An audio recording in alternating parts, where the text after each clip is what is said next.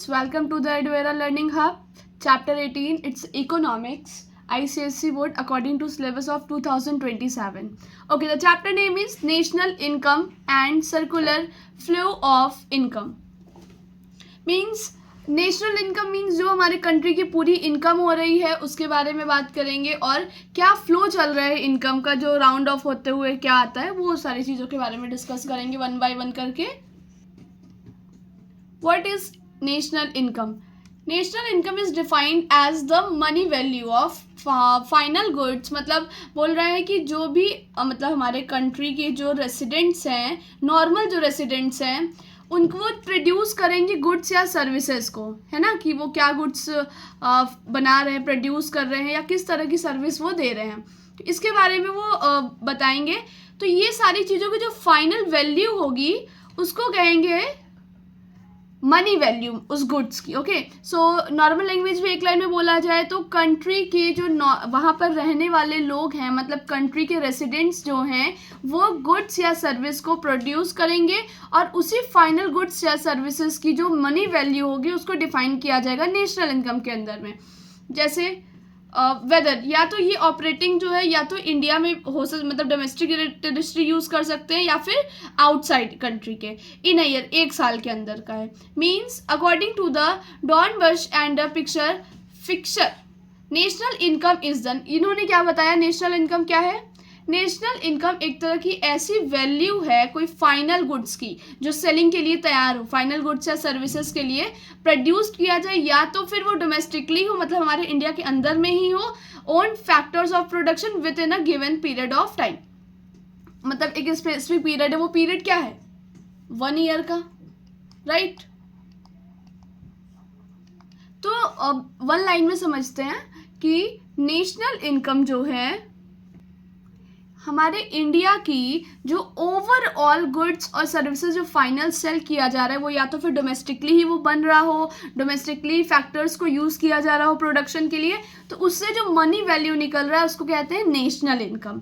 Means कि पूरे country की, हमारे पूरे कंट्री की इनकम क्या बन रही है. ओके, मॉनेटरी एक्सप्रेशंस का मतलब क्या है? यहाँ पर बोल रहा है कि नेशनल इनकम, मतलब फर्स्ट प्लेस देखा जाए तो नेशनल इनकम एक्सप्रेस किया जाएगा मॉनेटरी फॉर्म में. मॉनेटरी फॉर्म मीन्स पैसे के फॉर्म में, वो बार्टर सिस्टम वाला नहीं रहेगा. तो इट एड्स द ये और साथ में क्या वैल्यू ऐड करेगा? फाइनल गुड्स की और सर्विसेज की जो भी प्रोड्यूस किया गया है कंट्री में उस ईयर के दौरान.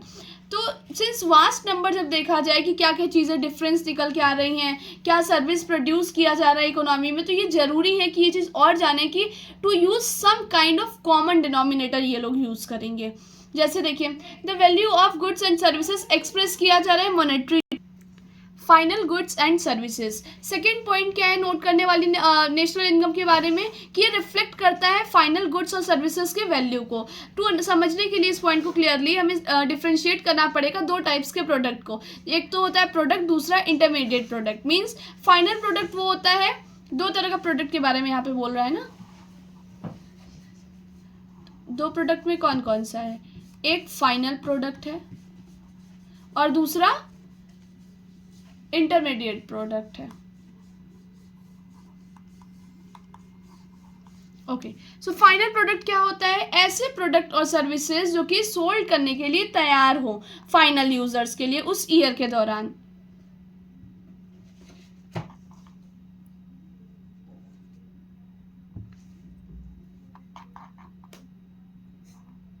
इंटरमीडिएट प्रोडक्ट क्या होता है? ये ऐसे प्रोडक्ट होते हैं, मतलब ऐसे गुड्स और सर्विसेज होते हैं जिनको प्रोड्यूसर्स के द्वारा यूज़ किया जाता है एज अ इनपुट, फिर उसमें और प्रोसेसिंग वर्क किया जाता है. तो ये फर्दर मतलब किस स्टेज का होता है? प्रोडक्शन के स्टेज पे जो यूज़ किया जाता है. इनडायरेक्टली ये बोल रहा है कि एक ऐसा रॉ मटेरियल जो कि प्रोड्यूसर्स यूज़ करते हैं एज अ इनपुट और उसमें प्रोसेसिंग करके प्रोडक्शन के फैक्टर्स को यूज़ करके उसको फाइनल गुड्स में तैयार करते हैं, उसको आउटपुट कहते हैं. ओके, सो ये इसको क्या कहते हैं? नॉन फैक्टर इनपुट भी कहते हैं. क्या? Non factor inputs. फिर यहाँ पर farmers grow wheat, reach, other crops ये यूज़ करते हैं अपने इंटरमीडिएट प्रोडक्ट का यूज़ करके. ओके,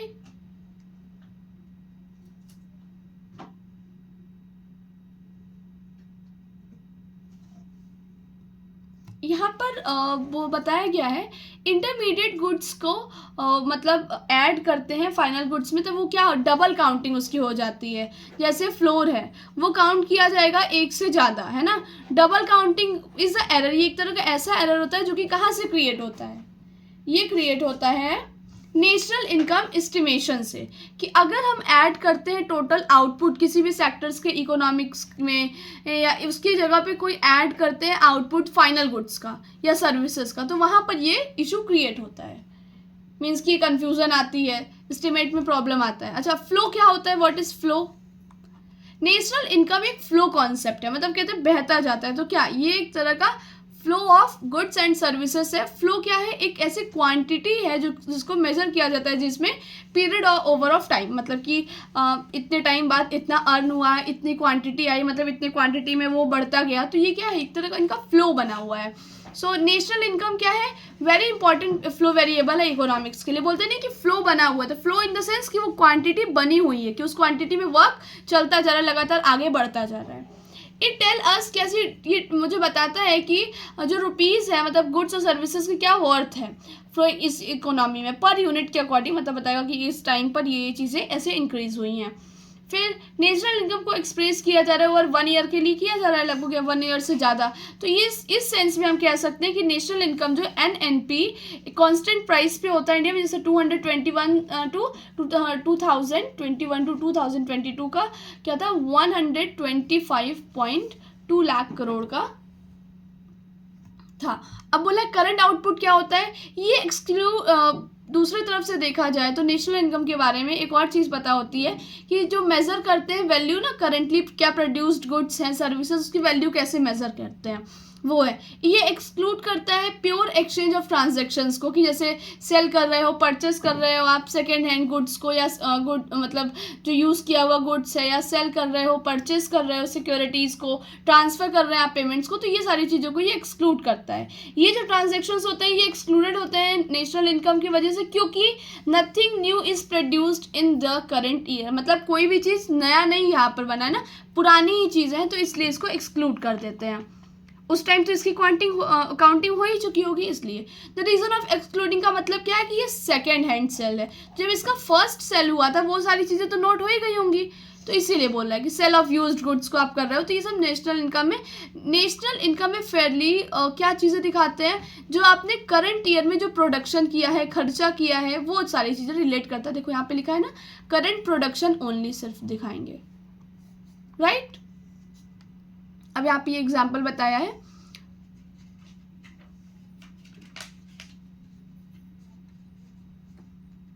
फिर देखते हैं डोमेस्टिक टेरिटरी क्या होता है। ये रेफर करता है जियोग्राफिकल या फिर पॉलिटिकल बाउंड्री को, किसी भी कंट्री के ना एरिया वाइज।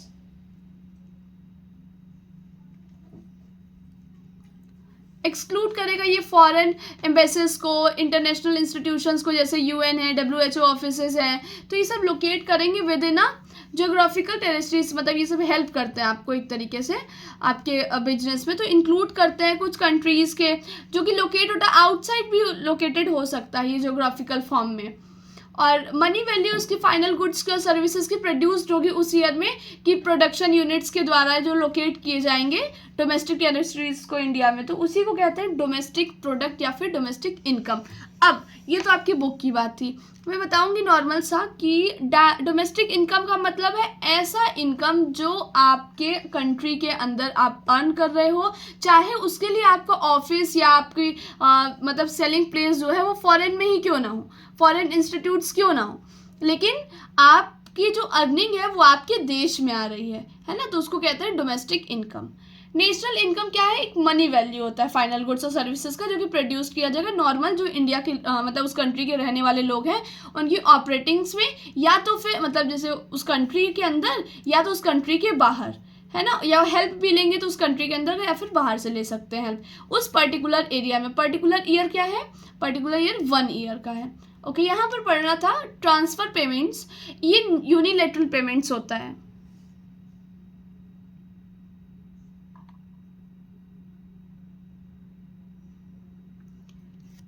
जो कि ट्रांसफ़र पेमेंट्स बोल रहे हैं, यूनिलैटरल पेमेंट्स होता है। किस लिए? कोई प्रोडक्टिव सर्विसेज रेंडर नहीं की जाती इसके रिटर्न में उस करंट पीरियड के अंदर में। देखा जाए तो जो रेसिपिएंट्स होते हैं ट्रांसफ़र पेमेंट्स के, वो कोई भी कंट्रीब्यूशन नहीं करेंगे करंट प्रोडक्शन में कि मतलब अभी ये चीज़ ऐसे हुआ तो इस प्रोडक्शन हो रहा है तो उसमें रिटर्न में कुछ कंट्रीब्यूशन कर दें। इस पेमेंट से कोई भी कंट्रीब्यूशन नहीं दिया जाता है। जैसे कि देखिए, जो ट्रांसफ़र पेमेंट्स होते हैं वो रिफ्लेक्ट नहीं करेंगे किसी भी प्रोडक्शन ऑफ गुड्स या सर्विसेज से, वो केवल और केवल वो ट्रांसफ़र करेंगे परचेसिंग पावर को। फॉर इंस्टेंस अभी एग्जांपल के लिए देखते हैं, ओल्ड एज जो पेंशन्स आते हैं गवर्नमेंट की तरफ से एम्प्लॉयज़ को, वो ट्रांसफ़र होता है मनी, है ना। तो वो क्या है, वो मनी ट्रांसफ़र किया जा रहा है गवर्नमेंट के द्वारा किसको? एम्प्लॉयज़ को, बिना किसी आउटपुट के कि वो कोई प्रोड्यूस कर रहा है। मतलब अभी इस ईयर में उन्होंने कुछ भी नहीं किया। मीन्स मान लो ये मिस्टर ए हैं, ये मिस्टर ए है, इन्होंने अपनी जॉब छोड़ दी थी 2020 में। ओके, अब इन्हें अभी क्या चल रहा है? 2026 चल रहा है, तो अभी तक इनकी पेंशन आ रही है। यहाँ पे इन्होंने जॉब अपनी छोड़ दी थी तो अभी तक इनकी पेंशन आ रही है। तो क्या ये क्या करंट ईयर में कोई भी कंट्रीब्यूशन कर रहे हैं? करंट ईयर में कोई भी कंट्रीब्यूशन ये नहीं कर रहे हैं, बट फिर भी इन्हें पेंशन दिया जा रहा है। तो यहाँ पे क्या, ये सिर्फ एक तरीके से पेमेंट को ट्रांसफ़र किया जा रहा है। करंट ईयर में कोई इनका प्रोडक्शन नहीं मिल रहा है, बट फिर भी। ओके, अच्छा, रेसिडेंट और डोमेस्टिक टेरिटरी क्या होता है? नेशनल इनकम डिफाइन करता है। फिर यही बात ये बोला, ये इतनी बार लिख देता है कि आप लोगों को याद हो जाएगा। नेशनल इनकम डिफाइन किया जा रहा है ऐसी मनी वैल्यू को फाइनल गुड्स और सर्विसेज की जो कि प्रोड्यूस किया जाएगा नॉर्मल रेसिडेंट के द्वारा आपकी कंट्री के अंदर पर्टिकुलर ईयर के लिए। तो नॉर्मल रेसिडेंट क्या होते हैं? नॉर्मल रेसिडेंट वो होते हैं जो आप उसी कंट्री में रहते हैं। ऑर्डिनरी वो रिसाइड करते हैं कंट्री में, वो मतलब वही चीज़ बोला, वहीं पे वो रहते हैं और अपना इकोनॉमिक इंटरेस्ट मतलब उसी कंट्री से, मतलब उसी कंट्री में काम करते हैं और पैसा कमाते हैं। इन्हें नॉर्मल रेसिडेंट्स कहते हैं। अच्छा, यहाँ पे बोला है ना डोमेस्टिक टेरिटरी, तो हेल्प के लिए बोल दिया है। एक और होगा जहाँ पर बताया जाता है कि वो कुछ लोग ऐसे होते हैं जो इंडिया के मतलब जन्म तो उनका इंडिया में हुआ है लेकिन वो फॉरेन में रहते हैं, तो फॉरेन से आते हैं कुछ दिन के लिए, वो ड्यूरेशन उन्हें दिया जाता है कि 120 डेज या 180 डेज उन्हें रहना है इंडिया में। तो इस तरह का इस तरह के वो अलग से कहलाते हैं वहाँ के रेसिडेंट। उनको नॉन रेसिडेंट्स भी कह सकते हैं, ऑर्डिनरी रेसिडेंट्स कहते हैं, कई तरह के होते हैं। इकोनॉमिक मॉडल क्या है? अगर इकोनॉमिक इवेंट्स और जो इकोनॉमिक फंक्शंस है अपनी इकोनॉमी की, उसको एक्सप्लेन किया जाए तो जो इकोनॉमिस्ट है ना वो यूज करेंगे मॉडल्स का। जैसे इकोनॉमिक मॉडल एक तरह का ऐसा एक्सप्लेनेशन होता है कि कैसे हमारी इकोनॉमी वर्क करती है। इकोनॉमी मॉडल सिंप्लीफिकेशंस होते हैं रियल वर्ल्ड के लिए। ये आपके इंफॉर्मेशन के लिए बहुत इंपॉर्टेंट है ना। आप इसको इकोनॉमी को समझने का आपको एक एंगल मिलेगा। ओके, तो बता रहे हैं कि जो इकोनॉमिस्ट होते हैं वो मॉडल्स का यूज़ करते हैं आपको बताने के लिए कि इकोनॉमिक इवेंट्स और फंक्शंस हमारी इकोनॉमी के कैसे वर्क करते हैं। ठीक है, कुछ इकोनॉमिक मॉडल जो मतलब इकोनॉमिक मॉडल्स जो होते हैं वो एक्सप्लेन करते हैं कि किस तरीके से आपकी इकोनॉमी वर्क करती है। इकोनॉमिक मॉडल्स एक तरह के ऐसे सिंप्लीफिकेशंस होते हैं जो आपके रियल वर्ल्ड में वो आपको प्रेजेंट मतलब दिखते हैं कि हाँ ये चीज़ें ऐसे ऐसे फॉलो की गई हैं। सो जो मॉडल है वो इस बेसिस पे होता है कि कुछ सेट ऑफ अजम्पशंस होते हैं कि उसको सॉल्व कर सके इकोनॉमिक इवेंट्स को, प्रॉब्लम्स जो आ रही हैं इकोनॉमिस्ट चाहते हैं कि उन्हें इस तरीके से एक्सप्लेन किया जाए। There is an old joke on how economist says sometime, मतलब बोला एक पुराना कहावत है या जोक है जो इकोनॉमिस्ट कभी कभी बोलते हैं अजम्पशंस के टाइम कि to oversimplify the problems they face. वो मतलब जो प्रॉब्लम्स आती है उसको फेस करने के लिए वो किस तरीके से बोलते हैं कि अ केमिस्ट, अ फिजिक्स और एक इकोनॉमिस्ट, वो एक ऐसा वर्ड वो ट्रैप्ड हो गए डेजर्ट आइलैंड में, और जहाँ पर वो कोशिश कर रहे थे कि किस तरीके से open a can of food, मतलब फूड उन्हें मिले। Let us heat the can over the fire until it burst, set the chemist. Chemist कहता है कि चलो हीट करते हैं खाने को इतना कि वो फट जाए। तो फिजिक्स कहता है कि नहीं, let's throw the rock they can on the rocks from the top of high tree.